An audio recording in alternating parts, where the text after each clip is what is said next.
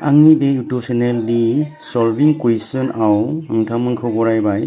दिनै आं बर' रावाव गोदान मोनसे आयदा लाना फैलायबाय। बेनो जाबाय थांनाय 15 जुन 2025 मायथाइनि रबिबाराव जाना थांनाय बिटिसिनि ग्रेड 3 ग्रेजुवेट लेभेल आनजादनि गासै मोन 80 सोंलुनि फिननायखौ सावरायनो आखायाव लादों।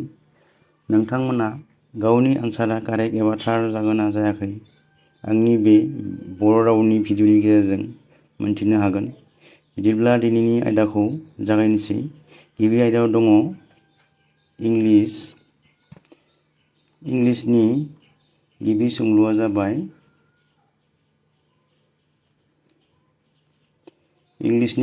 जाबाय choose the word which means the opposite of conflict।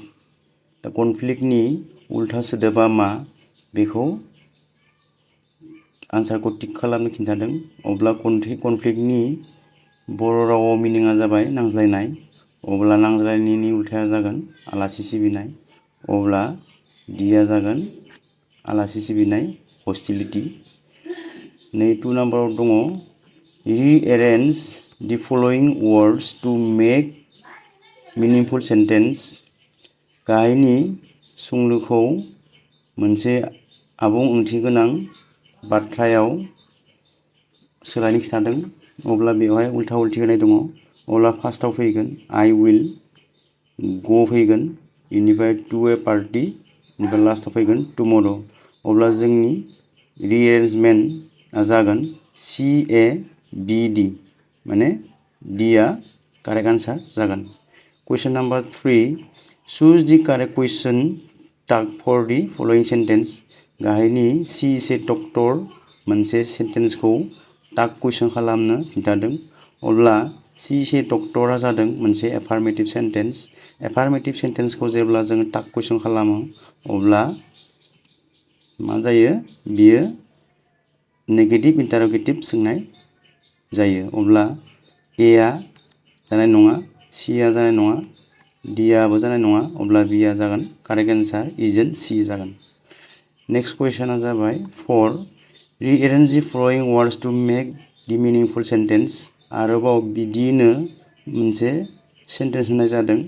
बे सेन्टेन्सखौ उल्था उल्थि होनाय जादों। अब्ला बेखौ जोङो थारै साजायफिननांगौ। अब्ला जोंनिया गिबियाव फैगोन ही, डी, इनिफ्राय मा फैगोन बी, ही सेन्ट ए लेटार येस्टारडे जागोन। माने जोंनि साजायफिननाय मोनसे बाथ्रा बा सेन्टेन्सआ जागोन DBAC। अब्ला जोंनिया बिआ कारेक्ट आन्सार जागोन। कुइसन नाम्बार 5 आव दङ a period of 1000 years is called. 1000 बोसोरखौ जोङो मा बुंनाय जायो? डिकेड। डिकेडआ जादों 10 बोसोरखौ डिकेड होननानै बुङो। बेया जाबाय 100 बोसोरखौ सेन्चुरि बुंनाय जायो। अब्ला डी मिलेनियाम। मिलेनियामा जादों 1000 बोसोरखौ जों मिलेनियाम होनना बुंनाय जायो। अब्ला कारेक्ट एन्सारा जागोन जोंनिया डी। नेक्स्ट कुइसनाव दङ 5 नाम्बार कुइसनाव आइ लांदां जायगा डेट इउ वेर हियार। बेखौ जोङो choose the correct form of verb, माने थार भार्बनि महरखौ सायख'नो खिन्थादों। बेवहाय ए नाम्बाराव दङ वाजन्ट नयिं, बे जानाय नङा। डी डिडन्ट न्यू, बेबो जानाय नङा। डिड नट नो, बेयो सीआ कारेक्ट एन्सार जागोन। नेक्स्ट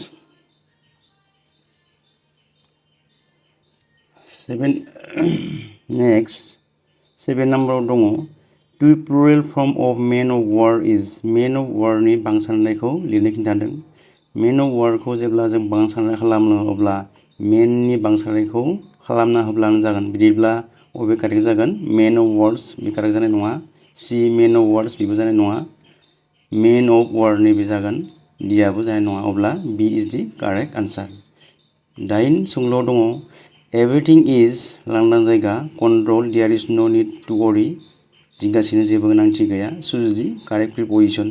कारेक्ट प्रिप'जिसनखौ फज'नो खिन्थादों। अब्ला एआ कारेक्ट आन्सार जागोन, मानोना एभ्रिथिं इज अबाउट बिया जोंनिया कारेक्ट एन्सार जागोन एभ्रिथिं इज आन्डार कन्ट्रल गासिबो माने कन्ट्रलनि सिङाव देयार इज नो निड टु वरि अब्ला जोंनिया एआ जानाय नङा सिआ जानाय नङा डिआबो जानाय नङा कारेक्ट एन्सारा जागोन बि आन्डार गु सोंलुआव दङ many people in the world are forced to leave their countries गोबां मानसि बुहुमनि गोबां मानसिखौनो गावसोरनि हादोरखौ नागारनो थिननाय जादों अब्ला बेयो गुबुन हादोराव मा जाहैगोन बियो रिफिउजि जागोन अब्ला कारेक्ट एन्सार जागोन सि पेट्रियट जानाय नङा पिजेनबो जानाय नङा डिआबो इनकारेक्ट कारेक्टआ जागोन रिफिउजि जि नाम्बार सोंलुआव दङ सिन्स माय ब्रादार इज नट एक्सपिरियेन्स इन कम्पिउटार्स आंनि बिदा बा फंबाया कम्पिउटाराव जेबो गियान गैया बा रोंगौथि गैया अब्ला मा जागोन आई हेभ टेकेन फर जागोन ना पास अवे जागोन ना बेकआप जागोन ना मेड फर जागोन अब्ला कारेक्ट एन्सारा जागोन C backup all important files in case he may delete of any of them next question जिसे नाम्बार सोंलुआव दङ शी just decided to leave the place just थानाय लोगो लोगो जों मोनसे बाथ्राखौ मिथिगौदि बियो प्रेजेन्ट पारफेक्ट टेन्सआव दङ बिदिब्ला शी जों मा जयो हेज जयो अब्ला सीआ जोंनि कारेक्ट आन्सार जागोन next question it rain since this morning बेयो फैबाय गले गले फैबाय थानाय सोंलु इट रेन सिन्स मर्निं फुंनिफ्राय अखा हागासिनो दङ बिदि मोनसे पिरियड अफ टाइम जायोब्ला जोंनि कारेक्ट एन्सार जागोन हेज बिन माने फुंनिफ्रायनो अखा हागासिनो दङ अब्ला डिआ कारेक्ट आन्सार जिथाम सोंलुआव दङ don't इनसाल्ट the diff main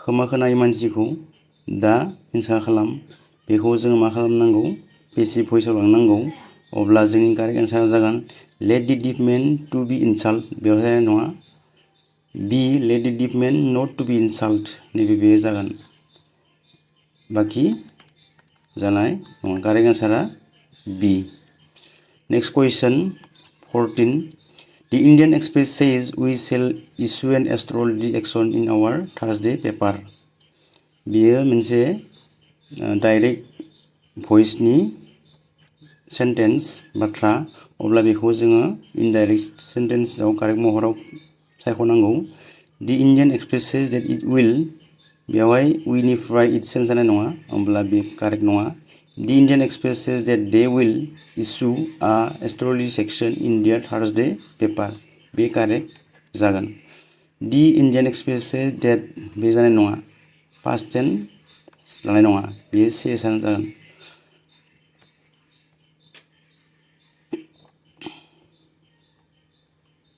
next question 15 Rahul said to me राहुला आंखौ बुंदोंमोन I had gone through it जेब्ला रिपर्टेड स्पिडआ पास्ट टेन्सआव थायो अब्ला रिपर्टिं सेन्टेन्सनि सोलायनाय जायो अब्ला रिपर्टिं स्पिचआव दङ I had gone through it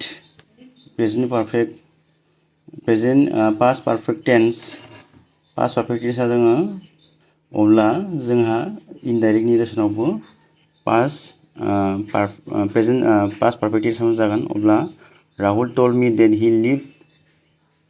हि हेभ जानाय नङा मानोना पास्ट पारफेक्टआवनो जाफिननांगौ नै सी हि हेड गन थ्रु इट अब्ला Rahul told me that he had gone through it डिआ जागोन कारेक्ट आन्सार 16 नाम्बार सोंलुआव हि सेड टु आस आर इउ गोइं टु मार्केट टुडे बेबो मोनसे नेरेसननि मोनसे बाथ्रा सोंलुनि बाथ्रा जेब्ला रिपर्टिं स्पिचआ मोनसे सोंलु सोंनाय बाथ्रायाव थायो अब्ला बेयो थांनानै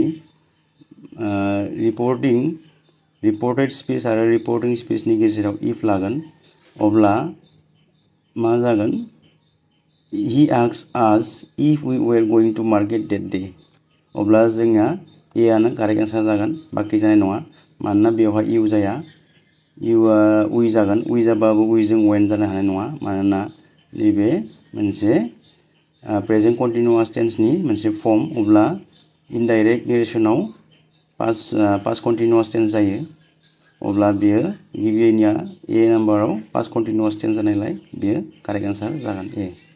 next question 17 you are requested to take out your shoes before entering हाबनायनि सिगां नोंनि दिन्थिनायखौ लानो थाखाय खावलायनाय जादों अब्ला बेयाव मा जागोन जोंहा सिया कारेक्ट आन्सार जागोन put of.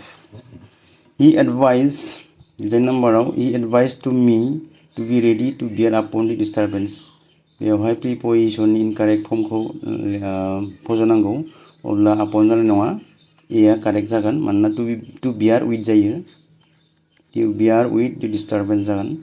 19 number question which word means nearly the same as specify स्पेसिफाइनि मोनसे सेम समान मिनिङा ओंथिया मा जागोन ए गेदेर माने ज' जानाय एसेम्बल माने एसेम्बल खालामनाय कालेक्ट माने थुब्रायनाय होमबा एसे स्पेसिफाइनि मिनिङानो जाबाय काम डाउन कारेक्ट आन्सार जागोन सि।